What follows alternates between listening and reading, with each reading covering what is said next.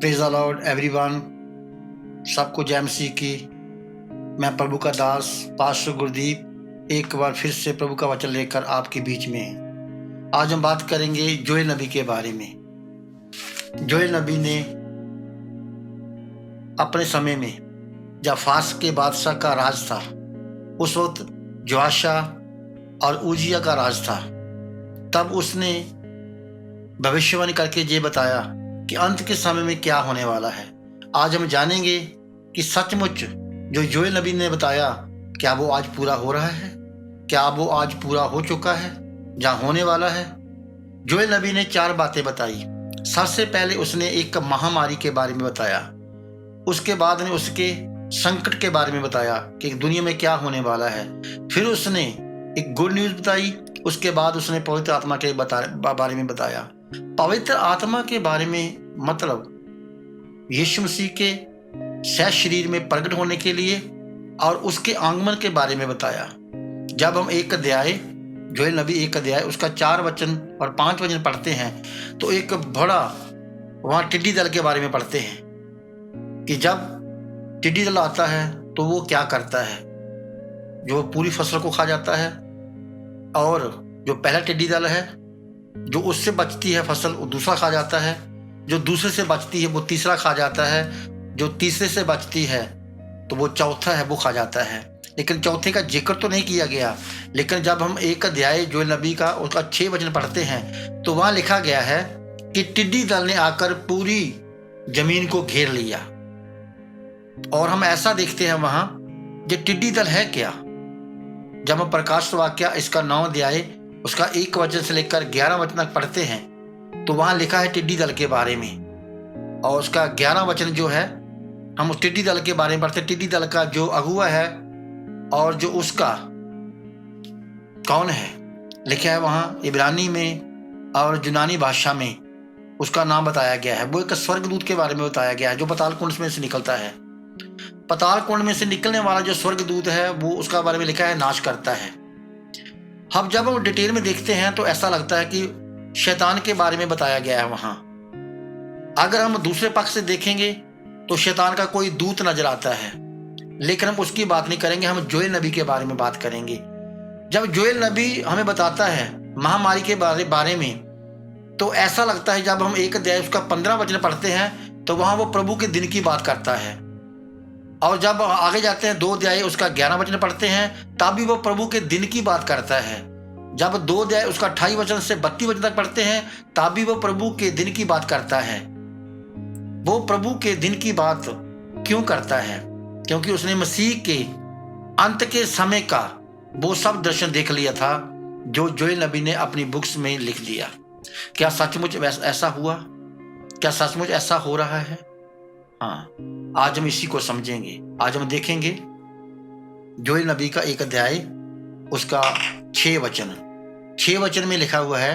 एक बार फिर से बताना चाहता हूं कि टिड्डी दल की पूरी सेना ने धरती को घेर लिया।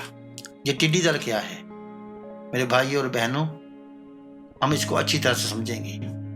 वहां को जोएल नबी जो टिड्डी दल वो टिड्डियों के बारे में नहीं बता रहा है, वो एक खास चीज के बारे में बता रहा है। टिड्डी दल के बारे में बता रहा है। टिड्डी दल क्या है, टिड्डी दल का मतलब क्या है, ये समझेंगे। हम साइन में बात करेंगे। वहां लिखा है टिड्डी दल की सेना ने घेर लिया। सेना से मतलब होता है आर्मी के बारे में बताया गया है। जो उसमें लिखा गया 6 आयत में वो घेराबंदी के बारे में बताया गया है और न्यू वर्ल्ड ऑर्डर के बारे में बताया गया है। जब न्यू वर्ल्ड ऑर्डर आएगा वो पूरी पृथ्वी को घेर लेगा, और जब पूरी पृथ्वी को घेर लेगा तो पृथ्वी के ऊपर क्या होगा, फसल का नाश किया जाएगा। जो फसल के बारे में बताया गया है वो फसल कोई दुनियावी फसल के बारे में बात नहीं कर रहा। मैंने पहले कहा कि प्रकाश वाक्य का 9 अध्याय जब हम उसको पढ़ेंगे तो वहां लिखा हुआ है जो फसल पक चुकी है वो इंसानों के बारे में बताया गया है। धरती के ऊपर जो इंसान रहते हैं उनके बारे में बताया गया है कि समय पूरा हो गया है। अब जोएल बता रहा है, प्रभु का दिन करके बता रहा है कि प्रभु का दिन आने वाला है। वो अंतिम समय में ये देख रहा है कि प्रभु के दिन में क्या होगा, न्यू वर्ल्ड ऑर्डर के बाद क्या होगा। लिखा है कि बहुत विनाश किया जाएगा और संसार में बहुत विनाश होगा, बहुत लोग मारे जाएंगे, लेकिन प्रभु कहता है मैं किनको बचाऊंगा, मैं किनके साथ रहूंगा।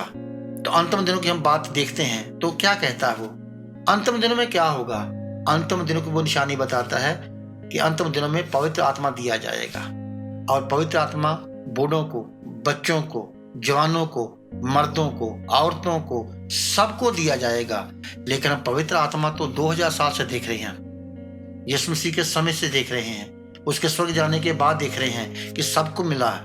लेकिन इसका मायने जोएल नबी ने ये सब कैसे देख लिया, क्योंकि जोएल नबी ने जब टिड्डी दल के बारे में ये दर्शन देखा तब उन्हें मसीह के आगमन का वर्णन किया कि मसीह आएगा और मसीह के अंतिम दिन में न्यू वर्ल्ड ऑर्डर में ऐसा होगा। उसने न्यू वर्ल्ड ऑर्डर भी देख लिया, उसने घेराबंदी भी देख ली। आज हम सचमुच क्या न्यू वर्ल्ड ऑर्डर में आने वाले हैं? क्या न्यू वर्ल्ड ऑर्डर आने वाला है? जैसे मेरी पहली वीडियो में आपने देखा होगा, जिसने भी ये सुनी होगी उसने जाना होगा कि घेराबंदी क्या है। मैं फिर से बताना चाहता हूँ, मैं ये वीडियो उनके लिए है जो मसीह के ऊपर विश्वास करते हैं, जो बाइबल के ऊपर विश्वास करते हैं, वो इस बात को समझेंगे। मैं बड़ी डिटेल में नहीं, मैं सिर्फ आपको आउटलाइन दे रहा हूँ, आप इसको समझने की कोशिश कीजिए मैं कहना क्या चाहता हूँ। हम इस वक्त कहाँ हैं?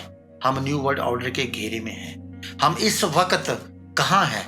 हम घेराबंदी के बीच में हैं। इस वक्त हम कहाँ हैं? मसीह के प्रभु के दिन के आने से पहले हम कलेश में पहुंच चुके हैं।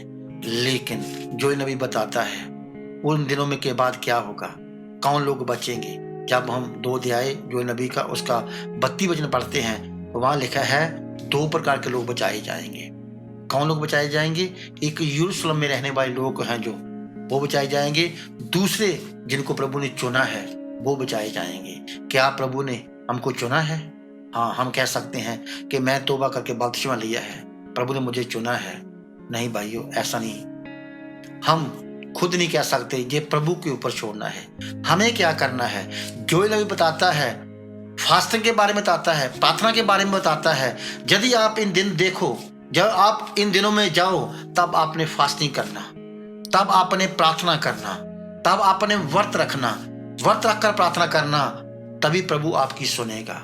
आज हम अंतिम दिनों में हैं, आज हमें फास्टिंग की जरूरत है, आज हमें प्रार्थना की जरूरत है। यदि हम इग्नोर करेंगे प्रार्थना को, फास्टिंग को, तो हो सकता है हम इस न्यू वर्ल्ड ऑर्डर में फंस जाएं, इस घेराबंदी में फंस जाएं और हम बर्बाद हो जाएं। लेकिन मैं चाहता हूं कि आप जोएल को समझिए। जोएल नबी ने हमें पहले आवाज दे दी है, पहले हमें पहले कह दिया है कि आप अपने आप को चेंज करो, अपने प्रार्थना को चेंज करो, अपने आप को चेंज करो, तभी आप बच सकेंगे। यदि प्रभु हमें चुनेगा हम बच सकेंगे। मैं ऐसा विश्वास करता हूं कि आपने इस वर्षन से कुछ सीखा होगा। अगर कुछ भी सीखा है तो लाइक, शेयर, सब्सक्राइब जरूर करें। धन्यवाद। जय मसीह की।